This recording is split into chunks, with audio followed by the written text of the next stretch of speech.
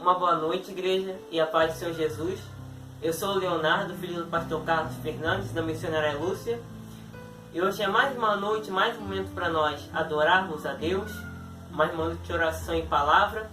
E hoje a palavra da noite vai ser no livro de Mateus, capítulo 24, a partir do versículo 1. Eu vou ler até o versículo 8.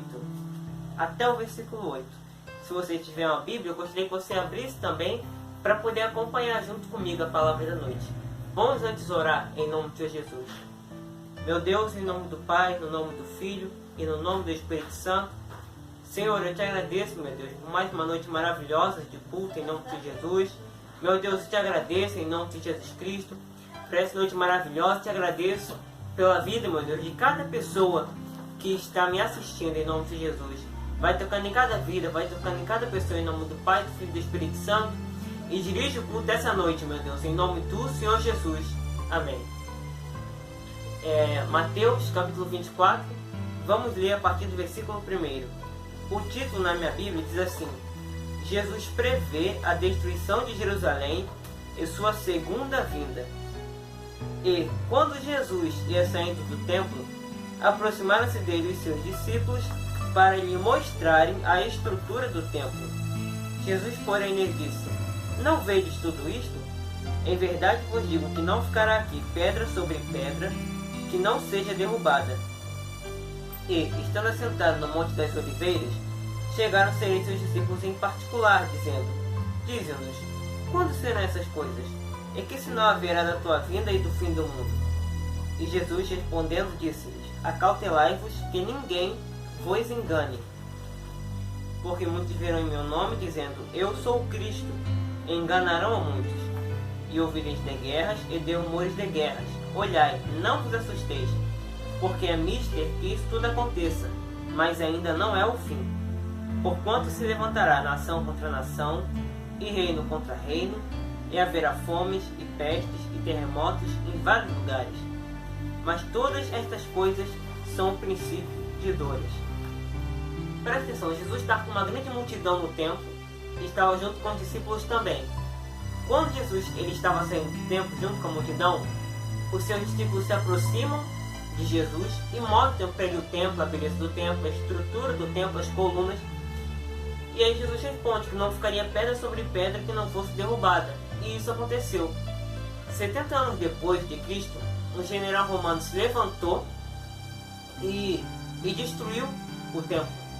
Ele destruiu o templo, e a única coisa que sobrou do templo foi um único muro, que hoje em dia é conhecido como Muro das Lamentações, que está em Israel até hoje. Provavelmente você viu na TV ou você viu em alguma foto, porque é um muro muito conhecido não só em Israel, mas em vários cantos do mundo. É um muro conhecido, no TV até visto como um ponto turístico. E os discípulos ficaram curiosos, não só com aquilo que Jesus falou, que não ficaria pedra sobre pedra, mas Jesus por várias vezes tinha falado sobre salvação, que ia haver uma segunda vinda, que ele voltaria. E os discípulos queriam entender exatamente o que Jesus estava dizendo, então eles perguntaram. Aí eles perguntaram quando que isso aconteceu, o sinal da vinda dele, o sinal do fim do mundo. E Jesus responde a partir do versículo 4. E Jesus respondendo disse-lhes: Acautelai-vos, que ninguém vos engane. No caso, acautelai-vos é o mesmo que tome cuidado. O que Jesus quis dizer foi isso: tome cuidado que ninguém vos engane. Por quê? Porque existem muitos que se levantaram, que se dizem ser de Deus, que dizem pregar a palavra da verdade, e na verdade estão falando mentiras, estão falando ilusões, estão falando de coisas inventadas pelo ser humano. Por isso Jesus falou que ninguém vos engane. E a única maneira de não nos enganarmos é seguindo a palavra de Deus.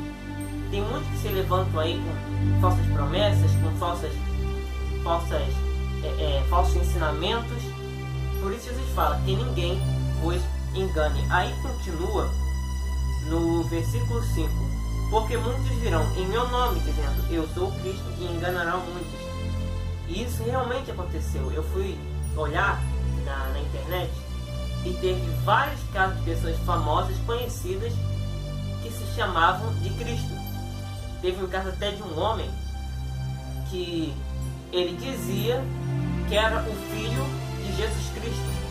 Para ter uma ideia que ponto que chegou. Então, falsos cristos têm aparecido ao longo dos anos.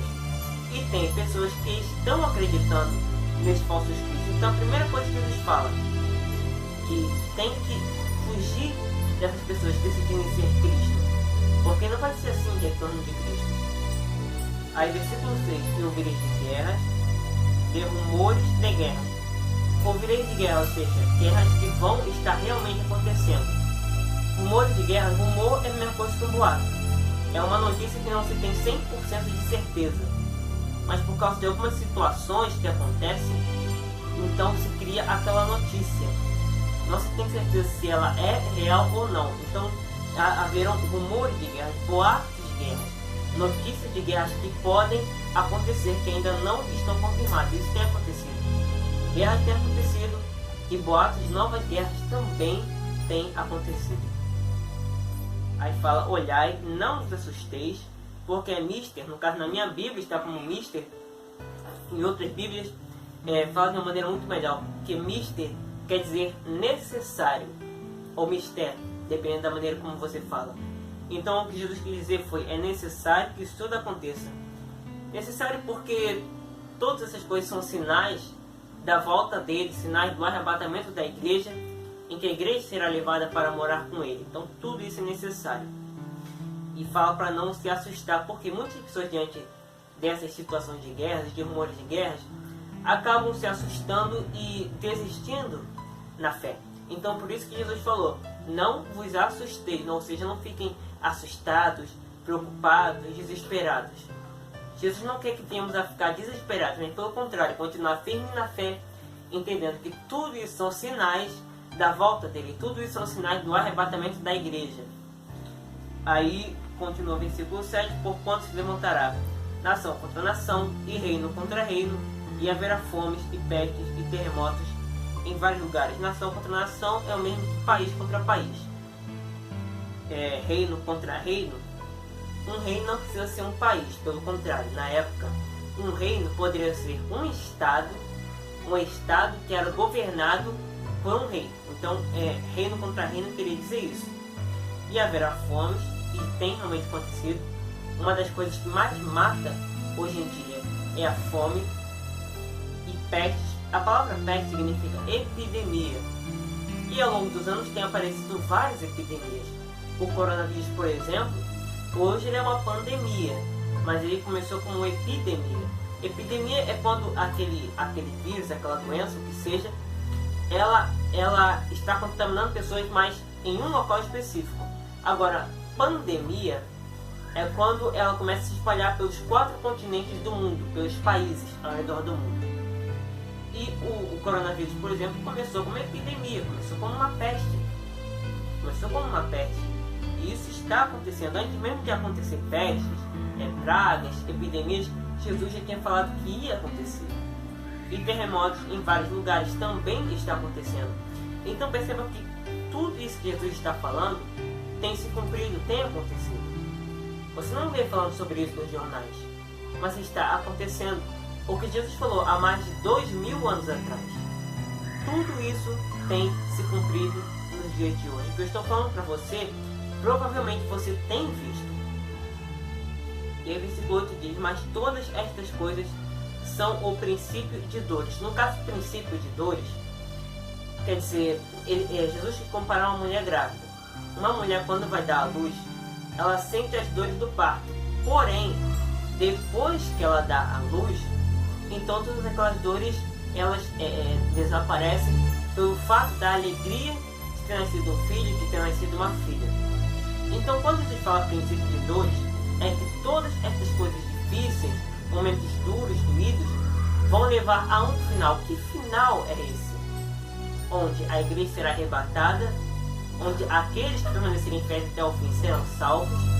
E a Bíblia fala que no final Deus, aqueles que não ficarem nos caminhos de Deus, serão lançados no lago de fogo, num lago de fogo onde ficarão lá eternamente, junto com o diabo e seus demônios. E ele criará novos céus e nova terra, onde não haverá mais dor, sofrimento, onde não haverá mais tristeza, angústia. Vamos agora para o para o versículo 12, vou ler o versículo 12, 13 e 14. E por se multiplicar a iniquidade, o amor de muitos esfriará. Isso tem acontecido. Iniquidade é a mesma coisa que maldade. Pelo aumento da maldade, o amor tem se esfriado. Pais contra filhos, filhos contra pais, casamentos acabando. Você tem visto isso?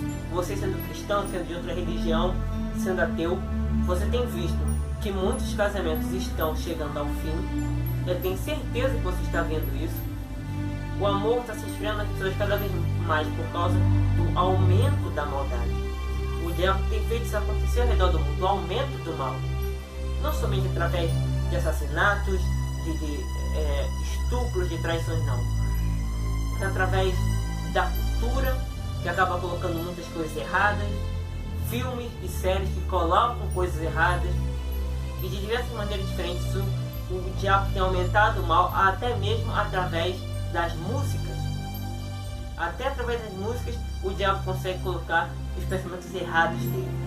Você deve ter visto isso. E isso tem esfriado o amor de muitas pessoas. Até mesmo o amor das pessoas por Deus.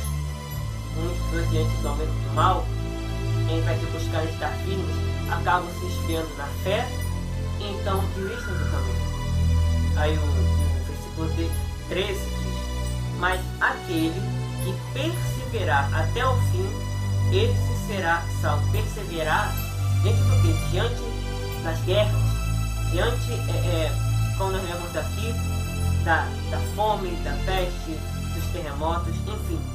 Aquele que perseverar diante de todas as coisas que estão acontecendo ao redor do mundo, aquele que perseverar, ou seja, que insistir contra o diabo, que continuar firme nos caminhos de Deus, independente do que acontecer, será salvo, ou seja, vai receber a vida eterna. Além do que, será salvo também do que? Das garras do diabo nessa terra. Além do que, Deus vai livrar a pessoa de muitas e muitas coisas e dará a ela vitória em muitas situações. Mas isso é para quem perseverar até o fim. E o versículo 14 diz: este evangelho do reino, no caso o reino de Deus, será pregado em todo o mundo, em testemunha a todas as nações, e então virá o fim. Ou seja, todo mundo vai saber sobre a salvação, a vida eterna. Todo mundo. Todo mundo vai ter a oportunidade de se converter. Então, por que nós precisamos saber dessas coisas? Porque se não soubermos disso, não conseguimos perseverar nos caminhos de Deus. Porque muita gente saiu da igreja porque não colocou essas coisas no coração e não conseguiu perseverar. Pelo contrário, colocou o carro, colocou o casamento, colocou empresa ou alguma outra coisa. E aí, quando as lutas, as dificuldades abalaram essas coisas, elas se enfraqueceram na fé e se desviaram. Na verdade, elas não tinham fé realmente em Deus. Na verdade, a fé delas era em objetos, em coisas, em pessoas. Então, temos que ter esse entendimento, porque vamos saber perseverar em cada situação. E eu dou um resumo da passagem, porque a passagem inteira ela tem 51 versículos. Ou seja, tem muita coisa, mas eu dei mais resumida para quê? Porque você sabendo disso, você vai saber perseverar em cada situação, ou seja, insistir em cada situação e alcançar a vida eterna. Não quer dizer que Deus não vai te abençoar aqui. Pelo contrário, claro que você tem que fazer sua parte, batalhar, e Ele será contigo e pode sim te abençoar aqui. Mas o principal que nós temos que ter em nossa vida é a salvação. A salvação tem que estar em nossa cabeça todos os dias, para conseguirmos perseverar até o fim, todos os dias. Tá? Eu quero orar por você para o fim deste culto. Antes eu queria dizer que vocês sabem que dia 31, que no caso é quinta-feira, vai ser a comemoração para a chegada do ano novo. Então nessa semana nós não faremos culto na quinta.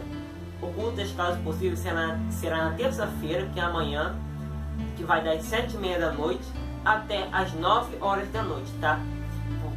Por causa da época de ano novo que está vindo aí. O culto das casas possíveis será amanhã às 7h30 da noite, das 7h30 da noite até as 9 horas. Se você está assistindo esse vídeo pelo YouTube, então deixe na descrição do vídeo o endereço da igreja.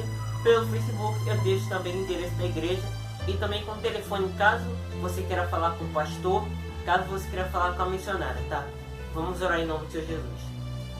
Meu Deus, em nome do Pai, no nome do Filho e no nome do Espírito Santo, Senhor, te agradecemos por mais um culto online maravilhoso, por mais um culto abençoado em nome de Jesus.